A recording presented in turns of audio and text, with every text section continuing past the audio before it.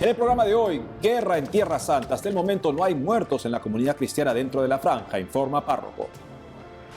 Ayuda para Afganistán. El Papa pide aliviar a las miles de víctimas tras el terremoto del fin de semana. Iglesia perseguida. Se cumplen 90 días sin saber dónde está el sacerdote Fernando Zamora, detenido por la policía de Nicaragua, destaca abogada exiliada. Orar por su libertad. 3 monjas, un seminarista y un laico son secuestrados en Nigeria. Auxilio sanador. Damnificados por lluvias en la India y Camerún se recuperan con ayuda de la Iglesia Católica. Hola Natalie, un gusto estar contigo. Hola Eddie, también es un gusto estar contigo y con nuestros televidentes desde nuestros estudios en Lima, Perú. Gracias por acompañarnos en EWTN Noticias. Soy Eddie Rodríguez Morel. Yo soy Natalie Paredes. Comenzamos con noticias sobre la guerra en Tierra Santa. La cifra de muertos sigue creciendo en ambos lados del conflicto. En total son casi 3.000 muertes, según la prensa. El fin de semana, el grupo terrorista Hamas en Palestina bombardeó Israel, desatando un violento enfrentamiento. El padre Gabriel Romanelli, sacerdote argentino párroco del único templo católico en la Franja de Gaza, le contó a Vatican News que el Papa lo llamó 2 veces para preguntarle cómo está luego de los ataques y manifestarle su cercanía y oraciones. Veamos las respuestas del presbítero a Vatican News, el medio oficial de la Santa Sede. Padre Romanelli, ¿dónde está? Desgraciadamente estoy en Belén, porque estaba afuera y esperaba unas medicinas para una de nuestras hermanas. Estaba a punto de regresar y todo sucedió, así que estoy atrapado aquí. Nadie entra ni nadie sale ahora de la franja. La situación es muy grave. ¿Cómo está la comunidad cristiana? La comunidad cristiana está bien, todo lo bien que se puede estar en esta situación. No hay muertos. Tenemos unos 150 refugiados. La mayoría están alojados en la parroquia y en el colegio Sagrada Familia. También acogemos a varios vecinos que han venido a refugiarse. Muchos han abandonado sus casas buscando refugio en casa de algún familiar, de algún amigo en algún lugar un poco más tranquilo. Pero en estos 3 días toda la franja de Gaza ha sido bombardeada, así que nadie puede decir dónde está más seguro. Gracias a Dios, siempre se han respetado las estructuras de la Iglesia Católica, sabiendo que no entramos en cuestiones políticas ni militares, y que la nuestra es una misión de paz, una misión humanitaria, donde tenemos a niños discapacitados y personas necesitadas de ayuda o abandonadas, con las hermanas de la Madre Teresa y los padres del Verbo encarnado. ¿Cuántos atentados han habido desde el sábado? ¿Cuántos? No puedo decirlo. Cientos. Los muertos hasta anoche eran unos 700, entre ellos 140 niños, y según el Ministerio de Sanidad en la franja, los heridos son más de 3.000 y el 10% son niños. ¿Tiene información sobre personas que hayan perdido sus casas o familiares en estas horas? Sí, algunos feligreses han perdido sus casas y otras han sufrido graves daños. Algunos ni siquiera saben cómo están sus casas, no han podido regresar para ver cómo está la situación, pero reciben imágenes de toda la región. ¿Qué piensa la gente de lo que está ocurriendo? Normalmente la gente no expresa sus opiniones, sobre todo en la franja, pero están cansados de todo. Desgraciadamente, no se creen muchas cosas, porque en un momento parecía que las cosas iban bien, y nunca se imaginaron tantas matanzas, tanta gente privada de libertad. Son cosas que realmente han conmocionado al mundo entero. Los feligreses están naturalmente muy tristes por todo esto, y todos esperan que esto termine. Pero se dan cuenta de que solo la intervención divina y un compromiso extraordinario de tantas fuerzas, tantas asociaciones o países pueden ayudar a detener esto y responder así al llamamiento del Papa Francisco para que se ponga fin al terror y a la guerra. Se dan cuenta de que es casi imposible, pero no imposible. ¿La gente no habla porque tiene miedo? No hablan porque no creen a nadie, a ambos lados del muro. Por eso no expresan sus opiniones. No soy profeta ni hijo de profeta para saber lo que piensa la gente, pero lo que dicen es que están hartos y no creen a nadie. Ahora, tras el anuncio del asedio, ¿todavía hay comida, electricidad, gas? ¿Cuál es la situación? No hay electricidad desde hace 3 días. Lo que queda es algo de combustible. Lo utilizamos para recargar las baterías, porque no hay combustible. La crisis de estas cosas ya existía antes de estos acontecimientos. Hasta ahora no se siente que haya escasez de alimentos o de agua, pero no sé por cuánto tiempo será así. Nosotros, por ejemplo, hemos estado haciendo acopio, siempre previendo problemas. Estamos comprando o tomando a crédito lo que podamos encontrar, porque tenemos casi 150 personas a las que atender. Pero ¿hasta cuándo será posible? No lo sé, porque con cada bombardeo la gente lo pierde todo y lo necesita todo. ¿Se teme una invasión terrestre? Sí, algunos han sido advertidos y el Patriarcado Latino de Jerusalén, nuestra diócesis, nos ha dado instrucciones concretas del Ejército de Defensa israelí para desalojar algunos barrios que serían atacados. Seguimos con noticias del Vaticano. Esta mañana en la audiencia general de los miércoles, el Papa Francisco envió sus condolencias a la población de Afganistán luego del terremoto del pasado 7 de octubre que causó casi 3.000 muertes. Dirijo un pensamiento especial a la población de Afganistán que está sufriendo después del devastador terremoto que la ha golpeado, provocando miles de víctimas, entre las cuales muchas mujeres y niños y de desplazados. Invito a todas las personas de buena voluntad a ayudar a este pueblo ya tan probado, contribuyendo en espíritu de fraternidad a aliviar los sufrimientos de la gente y a sostener la reconstrucción necesaria. Más noticias desde el Vaticano con nuestra corresponsal Almudena Martínez Bordiú. Saludos desde Roma. Como cada miércoles, el Papa Francisco presidió la audiencia general desde aquí, desde la plaza de San Pedro del Vaticano. Continuando con su ciclo de catequesis sobre el celo apostólico y la evangelización, propuso el ejemplo de Santa Josefina Bakhita, una mujer que, a pesar de haber sido esclavizada, logró recuperar la libertad y la dignidad a través del perdón hacia sus opresores. Ante los miles de fieles que le escuchaban desde esta plaza, el pontífice recordó que Santa Josefina Bakhita fue secuestrada cuando tan solo era una niña y fue sometida a un sufrimiento físico y moral que le dejó sin identidad.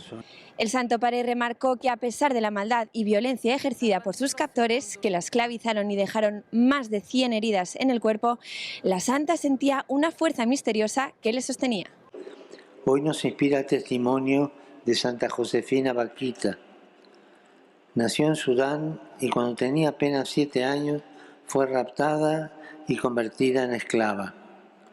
Durante su esclavitud padeció numerosos sufrimientos físicos y morales. A pesar de tantas heridas recibidas, cuando conoció a Cristo experimentó una gran liberación interior. Se sintió comprendida, amada y capaz de amar y perdonar como Jesús perdonó a los que crucificaron.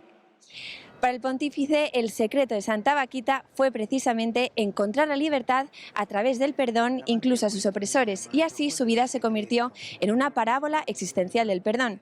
La experiencia del perdón hizo de Bakhita una mujer pacífica y pacificadora, libre y liberadora. Su ejemplo nos muestra el camino para liberarnos de nuestros miedos y de nuestras esclavitudes, para desenmascarar nuestras hipocresías y egoísmos, para reconciliarnos con nosotros mismos y sembrar paz en nuestra familia y comunidades. Su testimonio de vida nos enseña que el celo apostólico se expresa en gestos de misericordia, de alegría y de humildad. En este sentido, instó a los fieles a compadecerse de los que cometen errores e injusticias, no justificando, sino humanizando a través del perdón, a dar siempre otra oportunidad para abrir caminos de esperanza y permitir el cambio. Afirmó por ello que el perdón no quita nada, sino que añade dignidad a la persona. Al finalizar la audiencia general, el Santo Padre aseguró que sigue con dolor el conflicto entre Israel y Palestina, que está dejando a muchas personas muertas y heridas. Aseguró que reza por las familias que han visto cómo un día de fiesta se convertía en un día de luto y pidió la liberación inmediata de los rehenes. El Papa aseguró que los que son atacados tienen derecho a defenderse y resaltó que le preocupa mucho el asedio total bajo el que viven los palestinos en Gaza, donde también ha habido muchas víctimas inocentes. Reiteró que el terrorismo y el extremismo no ayudan a alcanzar una solución al conflicto y subrayó que Oriente Medio no necesita guerra, sino la paz, una paz construida sobre la justicia, el diálogo, el valor y la fraternidad. En Roma, Almudena Martínez Bordiú, EWTN Noticias. Ya es público el nuevo informe Nicaragua, una iglesia perseguida, elaborado por la investigadora y abogada nicaragüense Marta Molina. A la fecha hay 13 sacerdotes nicaragüenses privados de su libertad, sin contar al obispo Rolando Álvarez sentenciado y en prisión. Para el análisis estamos conectados con la doctora Patricia Molina, exiliada en Texas, Estados Unidos. Doctora Molina, un gusto tenerla con nosotros en EWTN Noticias. ¿Cuál es su opinión sobre la seguidilla de detenciones de sacerdotes entre septiembre y octubre sin hacerse públicos los cargos? Bueno, es una estrategia que está desarrollando e implementando la dictadura sandinista, porque ellos siempre buscan cómo aniquilar a la Iglesia Católica Nicaragüense. El problema está en que en un primer momento, con las detenciones a los sacerdotes, ellos evidenciaban un poco de cumplimiento a las leyes que ya son leyes ilegales, porque cuando fueron aprobadas estas leyes penales para criminalizar opositores, varias personas y ciudadanos e instituciones la analizaron como unas leyes inconstitucionales.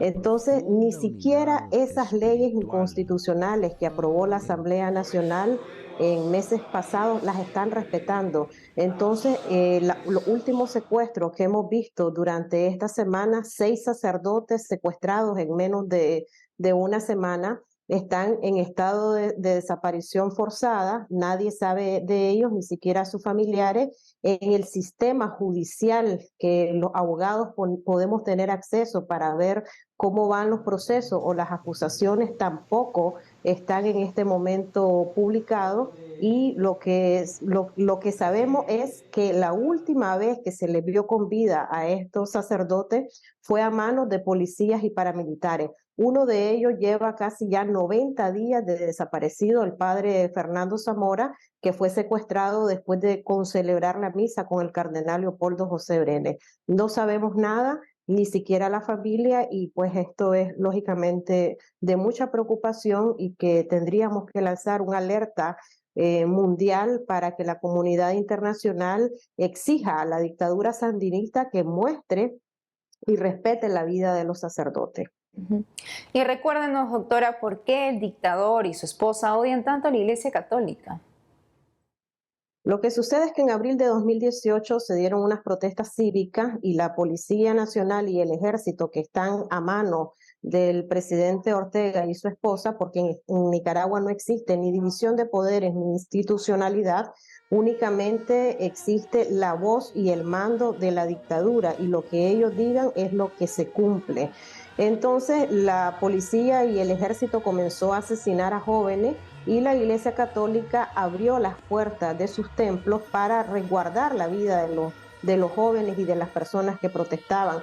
Y esto no fue bien visto por la dictadura sandinista, y comenzaron a atacar paulatinamente a la iglesia, pero como habían otros focos de ataque, que era la empresa privada, los opositores, las organizaciones sin fines de lucro, entonces no estaban tan destinados a atacar a la Iglesia Católica. Pero estos 2 últimos años, 2022 y 2023, los ataques han sido más feroces, porque la Iglesia Católica es la única institución que ha quedado en el país denunciando las atrocidades que está cometiendo la dictadura. Y entonces ellos lo que buscan es apagar la voz profética de los sacerdotes y de los obispos. Así es. ¿Y cómo ha ido evolucionando el estilo de persecución de la dictadura contra la Iglesia, justamente como nos comenta sobre estas masacres? Sí, en el estudio Nicaragua, una iglesia perseguida, notamos que en los primeros años de ataque, que iniciaron en abril de 2018, había una cierta fluctuación en las cifras, se mantenían, bajaban, subían, pero en estos 2 últimos años ha sido de manera atroz. y comenzaron haciendo pintas en las parroquias y en los edificios religiosos, poniendo mensajes ofensivos. También la pareja presidencial hablaba mal de los sacerdotes, bañaron de ácido a un sacerdote mientras estos confesaban, cometieron actos terroristas quemando una imagen que era venerada por más de 300 años. Pero en este último momento, en estos últimos meses, los ataques han cambiado y lo que hacen es congelar las cuentas bancarias de la Iglesia Católica para asfixiarla económicamente, y también van de la mano con el cierre de organizaciones sin fines de lucro religiosos, universidades religiosas, y también con procesos que no son jurídicos para nada.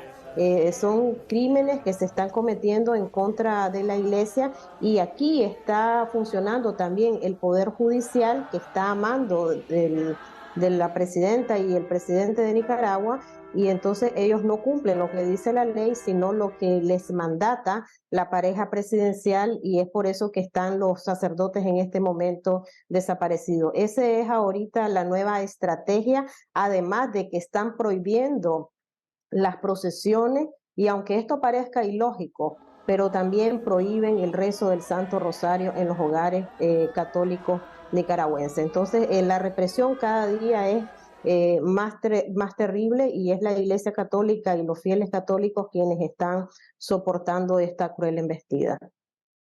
Así es, doctora Marta Patricia Molina, gracias por la entrevista y seguimos unidos en oración por Nicaragua. A ustedes. Me permiten darles un abrazo, no preciso ni decir. Hacemos una pausa y al volver, testimonio. Sacerdote ex rehén destaca que fortaleció su fe cuando estuvo secuestrado por casi un mes en Nigeria. Además, hoy celebramos a San Juan XXIII, el Papa que convocó el Concilio Vaticano II. Regresamos con más noticias con Enfoque Católico.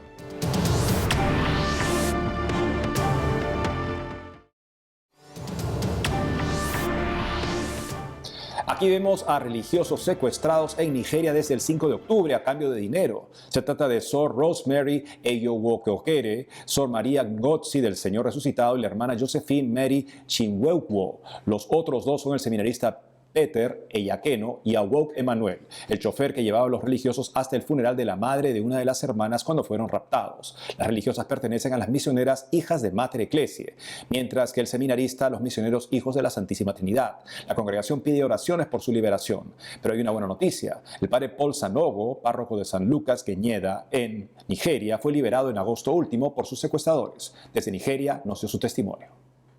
Hoy estamos con el padre Paul Sanogo, sacerdote misionero que fue secuestrado en Nigeria. Luego de 3 semanas fue liberado. Padre, ¿cómo fueron la captura y las 3 semanas que estuvo secuestrado? Thank you for the question. Gracias por la pregunta. Por supuesto fueron 3 semanas difíciles, pero como puedes ver ahora estoy muy feliz. Por supuesto al inicio estaba asustado, tenía miedo y no era el único. Estaba con mi hermano Melchior de Tanzania, que se está quedando aquí. Entonces estábamos juntos. Pasamos las 3 semanas sin saber dónde estábamos y sin saber si volveríamos o no. Por eso teníamos miedo, pero gracias a Dios todo terminó saliendo bien después de 3 semanas. ¿Sabes?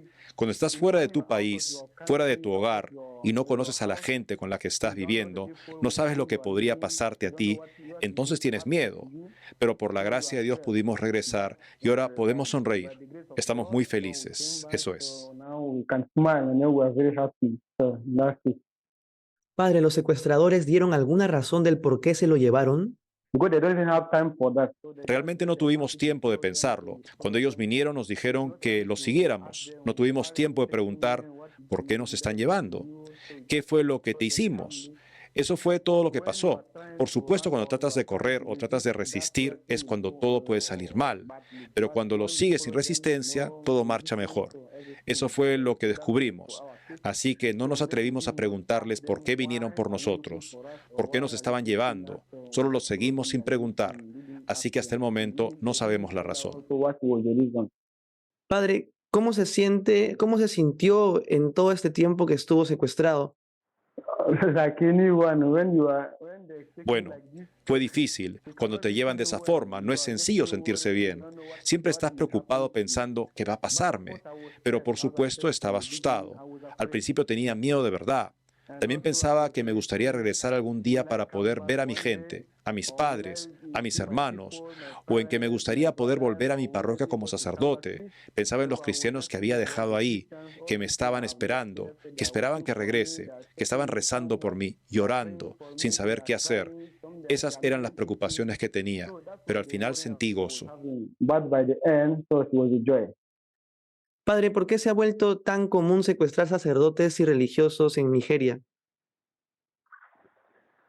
Bueno, realmente esa es la única pregunta que todo el mundo se está haciendo, pero no podríamos decir exactamente por qué cosas como esta, que los sacerdotes son secuestrados en Nigeria, están pasando. Quizá por algún rescate. Es extraño para mí porque yo llegué acá hace un año, hace menos de un año de que me pasara, entonces no lo entiendo del todo. No tengo mucha experiencia para poder decir cuál es la principal razón. Cuando volví tampoco sabían, pero cuando regrese a mis labores con normalidad, quizá pueda saber la razón de esto. Gracias, Padre Paul, por estar con nosotros en EWTN Noticias. Gracias, muchas gracias. Inundaciones por fuertes lluvias en Camerún y la India. La iglesia está ahí. Veamos. El río del Parque Nacional Mefú, en Yaoundé, la capital de Camerún, se desbordó el fin de semana debido a las intensas lluvias. Desplazamientos de tierra dejaron a muchos en medio de escombros. Algunos cadáveres han recorrido un largo camino y han sido encontrados a más de 100 metros de sus casas, como es el caso de este señor cuyo cuerpo fue encontrado a 100 metros de su casa. Algunos cuerpos ni siquiera son visibles. Como pueden ver, los bomberos siguen trabajando y desenterrando cadáveres. Éramos 4 en mi habitación y luego seguimos los ruidos. Cuando abrí la puerta para ver qué estaba pasando, no sé cómo explicarlo. Fue muy rápido. Golpeó la casa y todos los dormitorios. Solo sobrevivió la sala de estar. De hecho, toda la casa desapareció. Según el gobierno de Camerún, hay más de 30 muertos y 50 heridos. Decenas de casas fueron arrasadas. Esta mañana, el arzobispo de Yaoundé, Monseñor Embarga, visitó Mbankolo, la zona más afectada por los desplazamientos. Celebró la Santa Misa en el lugar. Es por eso que les pido que oren, que asistan, que hagan todo lo que puedan para ayudarnos a afrontar esta situación. Les pedimos a las autoridades que puedan seguir adelante con el rescate y tomar precauciones para futuros desastres. Los equipos de rescate siguen buscando sobrevivientes.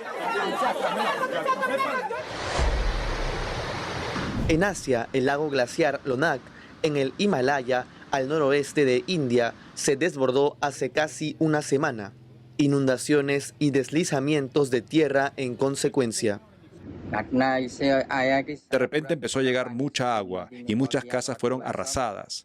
Mi padre, la esposa de mi hermano y un hermano menor están desaparecidos desde el incidente. Según las autoridades indias, murieron más de 70 personas, 140 están desaparecidas y más de 3.000 turistas siguen varados. Más de 1.000 casas resultaron dañadas y 2.500 personas fueron rescatadas. Los damnificados se refugian en campamentos provisionales. La Asociación Católica de Sikkim, una de las zonas más afectadas, envió a más de 60 voluntarios para ayudar a las víctimas. Católicos siguen llegando como voluntarios para las labores de rescate, según Associated Press. Hoy, 11 de octubre, celebramos a San Juan XXIII, conocido como el Papa Bueno. Este santo papa convocó el Concilio Vaticano II, un día como hoy, en 1962. El padre Franco Rivas, parte del movimiento Juan XXIII desde los 15 años, nos cuenta más sobre el santo.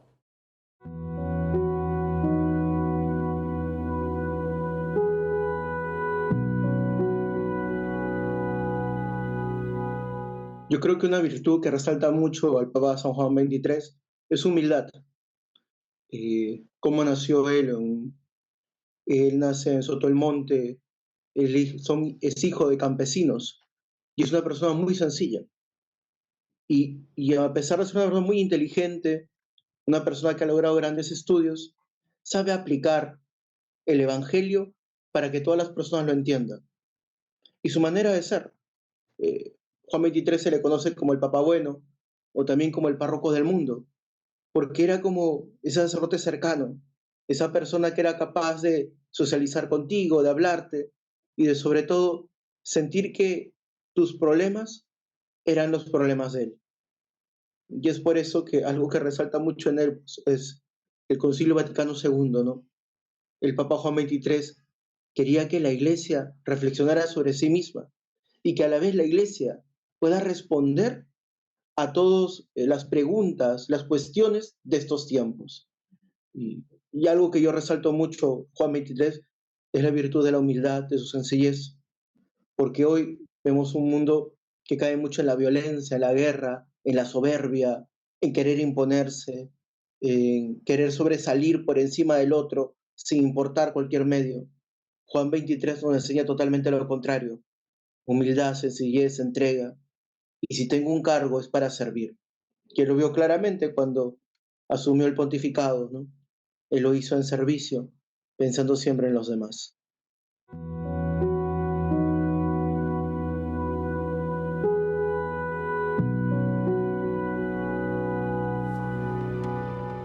Amigos, esto ha sido todo por hoy. Gracias por habernos acompañado. No dejen de seguirnos por las redes sociales y también de lunes a viernes a las 12 del mediodía, hora de Miami, en Radio Católica Mundial y su programa Más que Noticias con un servidor. Hasta entonces.